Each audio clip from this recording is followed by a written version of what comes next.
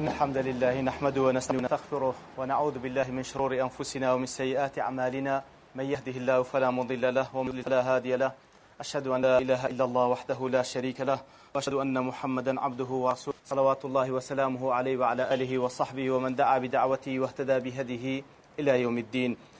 يا أيها الذين آمنوا اتقوا الله حق تقاته ولا تموتن إلا وأنتم مسلمون.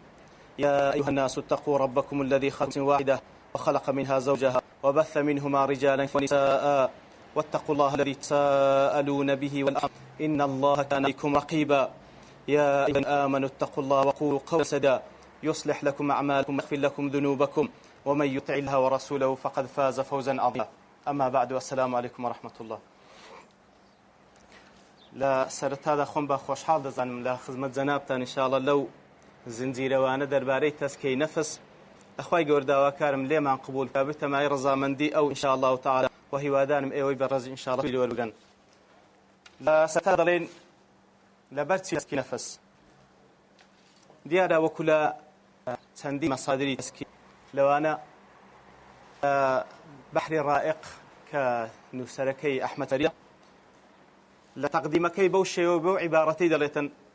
إن القلوب لا تصل إلى مناها حتى تصل إلى مولاها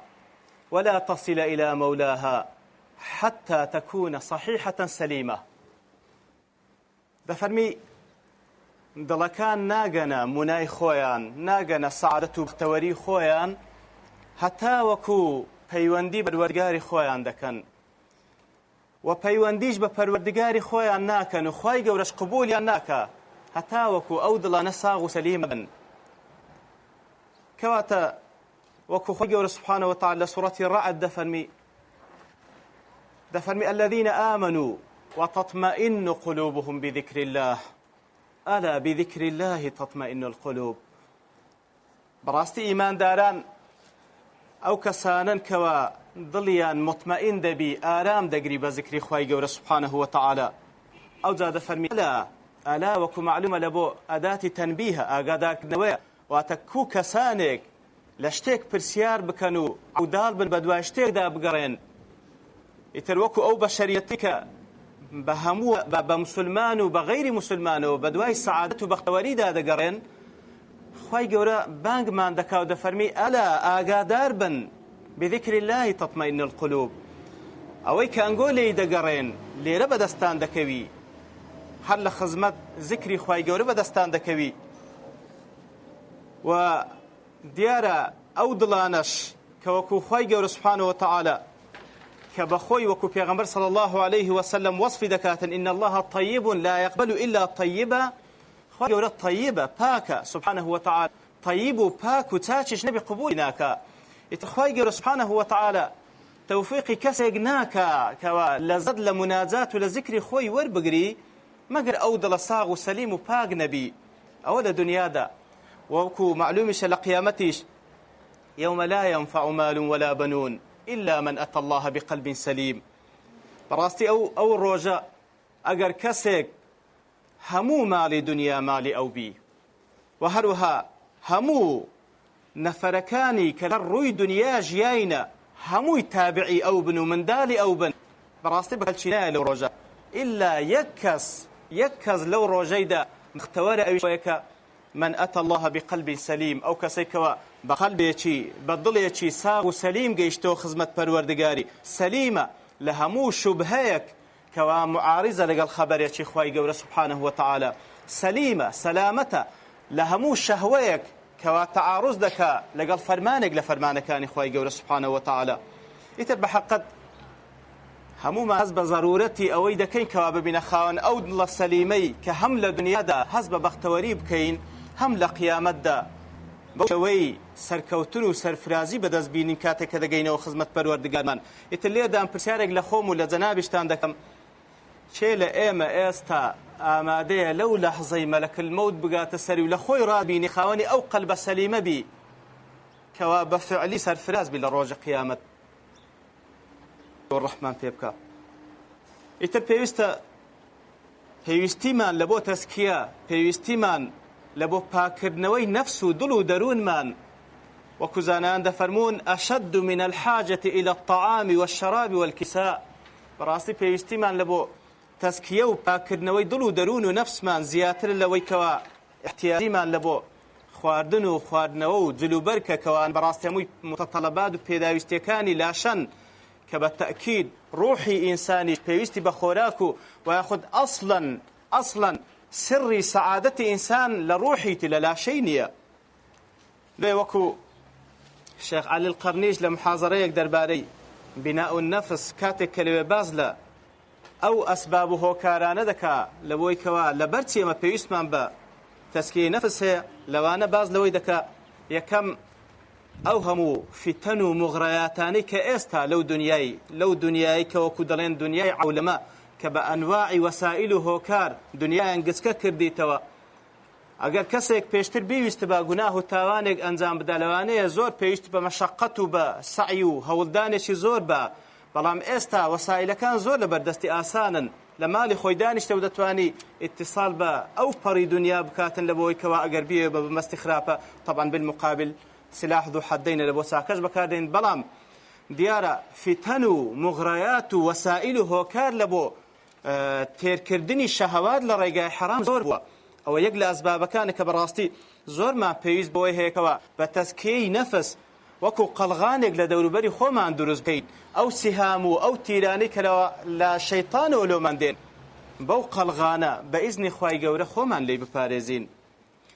و هەروها لە خاڵێکی دیکەش لە بۆ ضرورەتی یاخود لە هۆکارەکانی پێویستیمان لە بۆ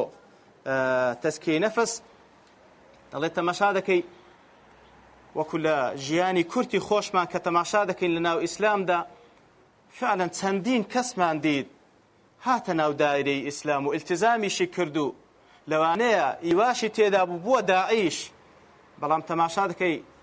والعیاذ بالله ئیوا هەبوو هەڵگەڕاوە، ئیوا هەبوو سارد بووە، ئیوا هەبوو انحرافی کرد. کەواتە بەڕاستی ئەوانە هەمووی ئینزارن لە بۆ من و لە بۆ تو لە بۆ هەمووان کە پێویستە ئاگاداری خۆمامین. خۆ ئەمەش معسووم نین، پێویستە ئاگاداری خۆمامین تاوەکو خوا نەخواستە ئەو مەسیرەمان بەسەر نێ. و هەروە لە خاڵێکی دیکەش لەبەر ئەوەی وەکو دەڵێ لأن المسؤولية ذاتية والتبع فردية براسي هر يق لإما وكو خواي قولة دفرمي سبحانه وتعالى وكلهم آتيه يوم القيامة فردا هر يق لإما بتاقي تنيا لبردست خواي قولة رادة جيرين وكو پیغمبر صلى الله عليه وسلم دفرمي خواي قولة راسته وخوف فرمودمان لقل دفرمي حساب ما لقل دكا وترجمانش لنيوان مانية يتر بيويست حساب لبو خو ممكن بيش أو حساب ما لقل دكري وهروە لە خاڵێکی دیکە دیارە لە ڕۆژانی داهاتوو ئەوڕۆ کە ئێمە تێیدا دەژین لە ڕۆژانی داهاتوو لە دوو حاڵەت بەدەرنێ ئەوەی کەوا چاوەڕوانمان دەکا یان ئەوە تا ئیبتیلایە مسلمانان تووشی ئیبتیلا دێن یان ئەوە تا مسلمانان خوای گەورە تەمکینیان پێدەبەخشی. لەو دوو حاڵەتە بەدەر نییە لەبەرەوەی دەوام الحالی من المحال. ئیتر لە هۆر دوو حاڵەتی زۆر پێویستمان بە تەزکیە هەیە، لە هۆر دوو حاڵەت چ لە حاڵەتی ئیبتیلا چ لە حاڵەتی تەمکین پێویستمان بە تەزکیە هەیە تاوەکو ئەو لە دوای ئەوەی کەوا ئەو دڵەمان جێگیر و قایم دەبیتن لەسەر ئیمان و مقەویماتی ئیمان بە نەتیجەی تەبیعی پێیەکانیشمان جێگیر دەبی، پێیەکانیشمان قایم دەبی و زەللەی نابین هەم لە کاتی ئیبتیلا و هەم لە کاتی تەمکینیش. و هەروها لە خاڵی پێنجەمیش کە زیاتر تایبەتە بە ئەو کەسانێک کە داعین دەڵێ لەبەر ئەوەی ئەمە کاتێک کە هەوڵ دەدەین کەسانێکی دیکە بینا بکەین بە تەئکید زۆر ئەولاترە لە پێش ئەوەی کەوا ئەتوو بانجی خەڵکی بکەی خۆت بینا بکەی لەبەرەوەی فاقد شەیء لا یعطی. بەڵام لەگەڵ ئەوەش پێویستە لە سەرەتای ئەو زنجیرە بابەتەی تەزکیە کە بە ئیزنی خوای گەورە ئینشاءڵڵا نیاز وایە باسی بکەین. لە سەرەتادا پێویستە بڵێین لكل شيء ثمن، هەموو شتێک ثەمەنی هەیە. پێویستە یەکەم کەس بەخۆم ئەو جا جەنابیشتان ئەوەی کە جوم لێ ڕادەگرن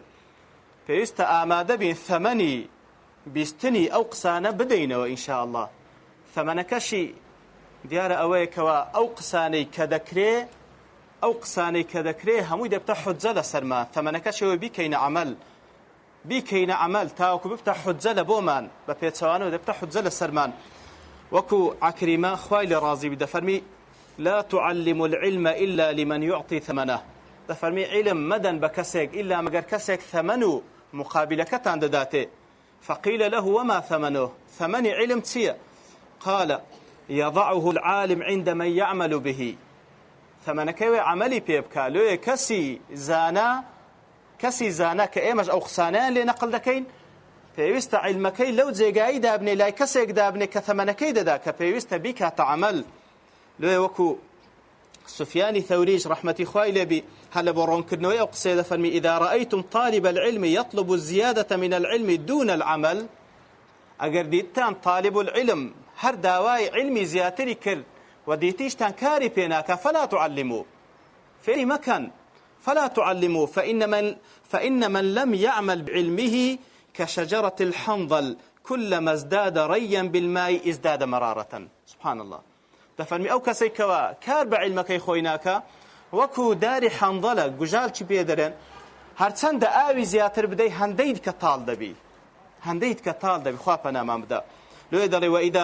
وإذا رأيتموه يخلط في مطعمه ومشربه وملبسه ونحو ذلك ولا يتورع وديتان يقلواني كوا طالب علم للاتان يخلط أتتيكالي دكا لخواردني لخواردنوي لزلكبرجي جنادة حلال وحرام تيكالي دكاو خوي نابارزي ورعينيا تفرمي فكفوا عن تعليمه وازي لبين تسيدي فيري مكان لبرتي تخفيفا للحجة عليه غدا هل رحمة به با حجي زياتر لسر بيدانك يأتو كواتا وكدلي إن كنت لا تدري فتلك مصيبة وإن كنت تدري فالمصيبة أعظم كواتا كسك دلي بوي خوش نبي بلي والله ما دام هر باجوم لي نبي باشترى باني زانم نا إن كنت لا تدري فتلك مصيبة أتو جناح باري أو مصيبتك كنازاني وحجي لسرت كنازاني ليش تبرسيار دكريته ولو تمني لولا خير السرف نكر بلام أجر زانيت وكارت بينكر فالمصيبة أعظم خابنا ممدا بلام أجر زانيت وكاريشت بيكر أو رحمته أو بركته أو توفيقي خواي جوريه أو حكمتك وخواي جور دفرمي يؤتي الحكمة من يشاء ومن يؤتى الحكمة فقد أوتي خيرا كثيرا اللهم اجعلنا منهم. إتليدا وكو تعريف يشي التزكية معلومة تزكية بمعنى تطهير النفس وتنقيتها من الرذائل وهي تجمع بين إزالة الشر وتطيبها بالخير كواتا لنوان تطهير وهروها نماء زيادة بكرتي بريتيا لتخلية ولتحلية باكردنوي لهموش تيشي بيس رازانوي بهمو قيمو خوروش تيشي جوان إتر استدلالا بوآتي وكو خواهي يقول سورة التوبة دا فرمي خذ من أموالهم صدقة تطهرهم وتزكيهم بها. خواهي يقول فرمان ببيغمبر دكا صلى الله عليه وسلم لما لكان ينور بقرأ صدقة بابيناو بابلين تاوكو لنتيجة أو صدقة بخشيني أوان خواهي يقول تسيا بيب بخشي تطهرهم پاچیان بکاتەوە لە بخل لە هەموو صفاتێکی خراپ و هەروها وتزكيهم بها بیان ڕازێنی تۆ بە هەموو صفاتی جوان.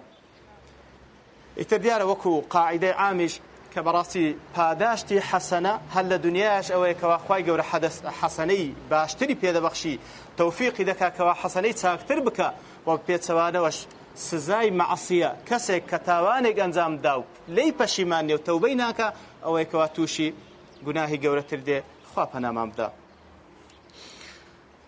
ئیتر دیارە وەکو زانان کە بەو شێوەیە وەسفی تەسکیە دەکەن ڕازان با بڵێن خاوێنکردنەوەی لە هەموو شتێکی پیس و ڕازاندنەوەی بە هەموو شتێکی جوان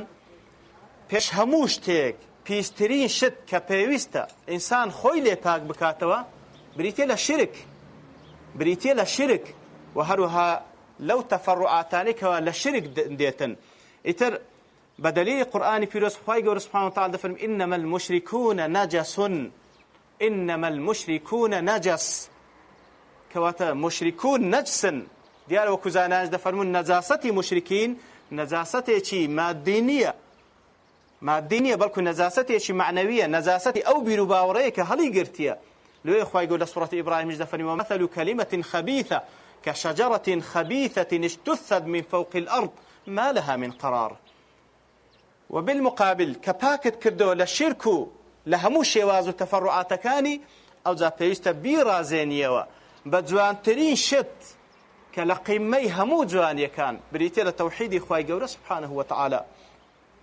وەکو خوای گەورە سبحانه وتعالى عند سورة إبراهيم دا دەفەرمی ضرب الله مثلا كلمة طيبة كشجرة طيبة أصلها ثابت وفرعها في السماء تؤتي أكلها كل حين بإذن ربها. ئیتر دیارە کەلیمەی طیبە وەکو جمهوری مفسرین باسی دەکەن بریتە لە کەلیمەی لا إله إلا الله و کەلیمەی تەوحید کەواتە پێویستە ئەو دڵ و دەروونەمان بڕازێنەوە بە تەوحیدی خوای گەورە بە ناسینی خوای گەورە بە بەندایەتیکردنی دڵ و لاشەکەت لە بۆ خوای گەورە سبحانه وتعالى. لەبەرەوەی وەکو شەیخ الئیسلام دەڵێ إن معرفة الله من أعظم مقاصد الدين. ناسینی خوای گەورە لە بەرزترین ئەو شتانەیەکەوە مەقاسیدە لە دین واتە داخوازراوە لە دین. ئەوجا وەکو دەڵێ والنفوس الصحيحة کاتێکەوە ئەو نەفسە صحیح بوو پاک بوو تشتاق إلى التقرب إليه زۆر مشتاقە بە پەرۆشەکەوە لە خوای گەورە نزیک بیتەوە والتعبد له بأنواع القرب والطاعات و هەروەها بە پەرۆشەوەیکەوە لە خوای گەورە نزیک بیتەوە بە ئەنواعی طاعات و ئەنجامدانی ئەنواعی شت ئەنواعی طاعات و عیبادات أعظم من اشتياقها إلى الطعام والشراب الذي هو مادة الحياة. كواتە لەو حاڵەتێکەوە ئەو دڵە ئەو نەفسە پاک بووە لەو حاڵەتەی ئیشتیاق و پەرۆشی ئەو نەفسە و ئەو دڵ و دەروونە لە بۆ نزیک بوونەوە لە خوای گەورە زۆر زیاتر لە پەرۆشی لە بۆ نان و ئاو کەوا پێداویستەکانی لاشەیە. بەڵام ئایا هەر یەک لە خۆمان پرسین فعلا واین فعلا هەندە بە پەرۆشین لە بۆ نزیک بوونەوە لە خوای گەورە سبحانه وتعالى؟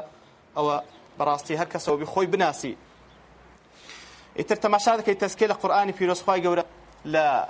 4 ئاەتان باسی ئەوەی دەکاکەوە لە یەک لە وەزیفەکانی پێغەمبەران صلی الله علیه و خوان لەسەر بریتە لە تەزکیە.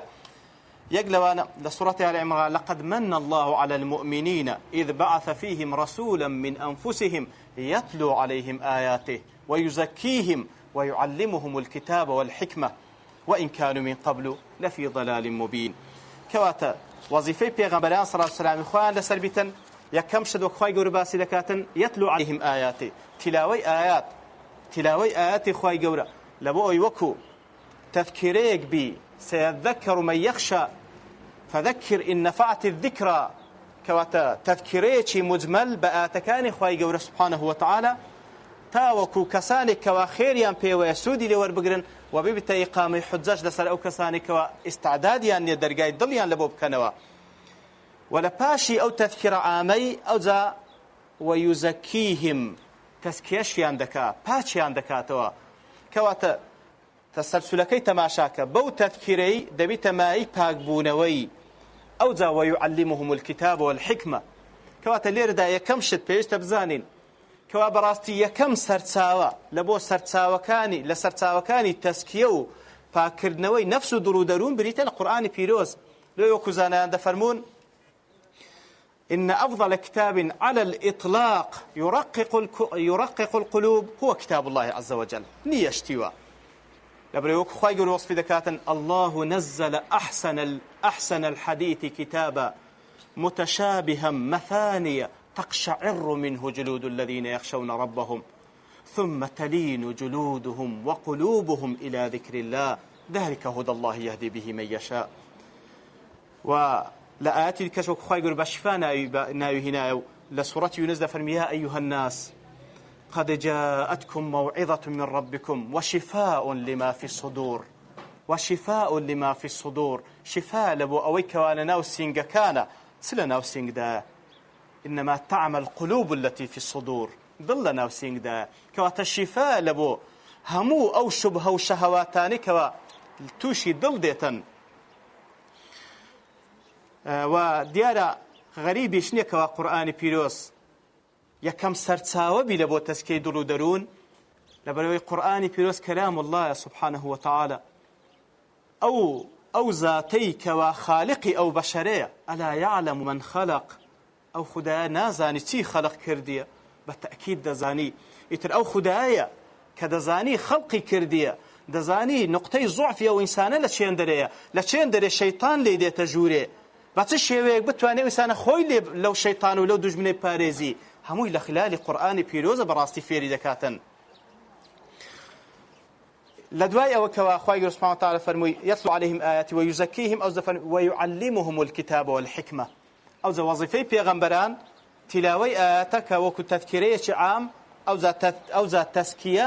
ئەو زات تعلیمی کتاب و حکمەکەوە سنەتی پێغەمبەر صلی الله عليه وسلم کەواتە لە دوای تەذکیرە عامەکە ئەو جارە تەذکیرەی تام دێ هەروەکو لە سوورەتی عەبەسە وەتەوەلاش خوای گەورە باسی أو صحابة برزدك عبس وتولى أن جاءه العامة وما يدريك لعله يزكى أو يذكر فتنفعه الذكرى إلى آخر الآيات كان كواتل لويندري والتذكيري تام لويندري تذكيري تام لدواي تذكير عامكي كواوري قرتي وتزكية بو هاتي بخوي داوا دكاتن إتن أوي كوالير دا ما بستا لدواي تزكية أو زا أخواي قرد ويعلمهم الكتاب والحكمة تيويست تزكية بكري أو ذا فيري علوم الشرعي بتواتي بكري للقرآن وللسنة لبرو وكو أحمد فريد ضل علم التزكية والرقائق لازم لطالب العلم فضلا عن سائر العباد أو كوا طالبي علم زور بيويستي بتزكية هي بيت قلواني لو خلطشي عوام كوا هموي بيويستان بي بلان بتايبتي طلاب علم دلي هندا بيويستي بيه لزوم الماء للسمك والهواء لسائر الأحياء ماسی چەند پێویستی بە ئاوە زیندەوەرەکان جان لەبەر چەند پێویستیان بە هەوایە دەڵێت طالبی علم ئەوەندە پێویستی بە تەزکیە هەیە لەبەر چی وذلك لتطيب قلوبهم أولا تاوەکو دڵەکانیان پاک بکاتەوە یەکەم جار كما يقال يطيب القلب للعلم كما تطيب الأرض للزراعة فعلا هەر خاکێک پێشەوەی ئەتو تۆی بکەی پێشەوەی شتی لێ بچینی پێویستە بژاری بکەی پێویستە خاوێنی بکەیەوە ئەو دڵەش پێویستە بژار بکرێ لە هەموو پۆخلەواتێک ئەو جا پاشان تۆی تەوحید و ئەو جا پاشان تۆی علومی شەرعی لەناو بچینی ئیتر بەڕاستی ئەگەر هەر علمێکیش بەبێ تەزکیە بی لەو کانە للعلم دون التقى منزلة لكان أشرف خلق الله إبليس خوا پەنامان بدە بەڕاستی چەندین کەس دەبینی علمی هەیە بەبێ تەزکیە بەڵام ئەو علمە بوویتە وەسیلەک لەوەی زیاتر فێری ئەوەی بکاکەوە کو حیلە لە شەرع بکا والعیاذ بالله لەبەرەوەی بە تەزکیە نەهاتیە شەیطان زەلەی پێدەبا خوا پەنامان بدە لە خاڵێکە وەکو ئەهمیەی تەزکیە بێجگەلەوەی کە وەکو ضرورەتێک باسمان کرد ئەسباب و هۆکارەکانی دیراسەکردنی ئیتر وەکو ئەهمیەی تەزکیە تەماشا دەکەی پێش هەموو شتێک لە قورئانی پیرۆز خوای گەورە سوبحانەهو وتەعالە لەسەر تەزکیەی نەفس ئەوەی کەوا بەو کارە هەڵدەستی چ دەفەرمی خوای گەورە بە 11 سوێن دەخوا والشمس وضحاها والقمر إذا تلاها والنهار إذا جلاها والليل إذا يغشاها والسماء وما بناها والأرض وما طحاها ونفس وما سواها أو بيازدة ونفس وما سواها فألهمها فجورها وتقواها قد أفلح من زكاها وقد خاب من دساها بيازدة قسم خواي قورا قسم دخوا أويك المقسم به قد أفلح من زكاها براستي بتحقيق بوهم قسميك خواي قورا دي فرمي براستي أو كسر كوتو سرفرازة بمطلقي لدنيا ولقيامة أويك تزكي نفسي خوي دكاتا وقد خاب من دساها وهروها براستي تزكية كردني نفس رجاء لبو نزاد بون لآقري جهنم وكخوا يقول سورة الليل هذا فرمي فأنذرتكم نارا تلظى لا يصلاها إلا الأشقى الذي كذب وتولى وسيجنبها الأتقى الذي يؤتي ماله يتزكى كواتا أو آقري كوا خواي قورا آقري جهنم بندكاني بيدا ترسيني چه هي خوي لي دور بخاتوا وسيجنبها الأتقى أوي كوا خوي لي دور دخاتوا الأتقايا كلهم كسيك متقي ترى چه أو كسي لهم كسيك متقي ترى الذي يؤتي ماله يتزكى مالی دەبەخشی تاوەکو خۆی پێخاوێن بکاتەوە تەزکیەی نەفس و دڵ و دەرونی خۆی پێ بکات و هەروەها تەزکیەی نەفسە لە بۆ بەدەستهێنانی بەهەشت و ڕێگای بەهەشتت نیشان دەدا هەروەکو خوای گەورە دەفەرمێ وەئەمما وأما من خاف مقام ربه ونهى النفس عن الهوى فإن الجنة هي المأوى. أو بس ذكري أو خوفة بتزكية ذكري أو خوفة بتزكية لناضل درون دروز دبيتن يقل مقامات كان بيست أوي خوفي درو خوفي خوايجون ناضل درون دامزري هركسك أو خوفي هبي بيجري تول هوا وآرزو هذا اشتكي أوي فإن الجنة هي المأوى. وهروها يقل نقاط كان كوا أهميته جرنجي تزكية لو بدي أردي أخي أيش أوي بيست بزانين كوا أو نفسي كوا لناو داخلي هر يقل إيمايا قورترين دجمن مان لدواء الشيطان قورترين دجمن مان لدواء الشيطان بدليل أوي كوا پیغمبر صلى الله عليه وسلم المعصوم يقلو دعاني كوا لسرتاي خطبي حاجة دي فرمو ونعوذ بالله من شرور أنفسنا ومن سيئات أعمالنا. پیغمبر صلى الله عليه وسلم دي فرمو ونعوذ بالله من شرور أنفسنا خومان ددين پناهی خوا لشر نفسك خومان. وهروها وكو ابن القيم رحمة خوای لبي ضلي وقد اتفق السالكون اوانك كوا ريقاي عبادته رزامندي خوای قوريان قرتي تبر ضلي وانا متفقا لسر على اختلاف طرقهم وتباين سلوكهم هموي بهر ريقاي كوا او ريقاي دقري تبر هموي متفقا على أن النفس قاطعة بين القلب وبين الوصول إلى الرب سبحانه وتعالى. هموي متفقا لسوي براستي أو نفسية قاطعة كوسبة داد دبري لنيو دبيتا كوسبيك لنيوان تو لنيوان جيشتن برزامن دي خواي قورة سبحانه وتعالى. وأنه لا يدخل عليه سبحانه ولا يوصل إليه إلا بعد إماتتها والظفر بها. وبيست بزانين كسيك داخلي أو دائري نابي كوان نزيق بيتو لخواي قورة سبحانه وتعالى شاد بيتو لزد له منازات خواي قورة ببيني مقر أو ضلو ياخذ أو نفسي خوي بمريني وهروها والظفر بها فيوست الظال ببسريدا. وكو يقلب ياواني خواناز ضل انتهى سفر الطالبين إلى الظفر بأنفسهم. أوانيك وطالبا طالبي رحمتي طالبي رزامندي خواي قورن طالبي قربا لخواي قورة سبحانه وتعالى دفرمي السفر يلي ركو تايبيدي لو كاتي كوابانيان ظالبا بسر نفسي خويال كظالبوي بسر نفس خوك أتو قيش تواب يرخواي قورة سبحانه وتعالى فرماني بيكردين بكوا لو سمعتك واخين دمانو آيات دي كجد قبيس وكو أفنت الزكاة ذكر رسم ربي صلى قد أفلح من زها وتسندين آيات خوي فرماني بكوا خوما تسكيب كين إما تسكيب بس بعمل بكرد مسا خوي سبحانه وتعالى فلا تكون سانشتاوان جسد ما عرف طريق المسجد منذ سنين لا شيء هي قف زروا أو ذكر ذا بنخش يور إلى المركز الإيماني لو زي قايك زود كيسينا إلى سدك الإيمان أقصاني فلو إن شاء الله عمل بإذن خير بنديتشي مزكيز خوي ما كتخوان أو قد سليمي إن شاء الله دروجي قامت بخوي وبقينا خزمة رزامن دي خوي سبحان ربك رب العزة عما يصفون وسلام على المرسلين والحمد لله رب العالمين.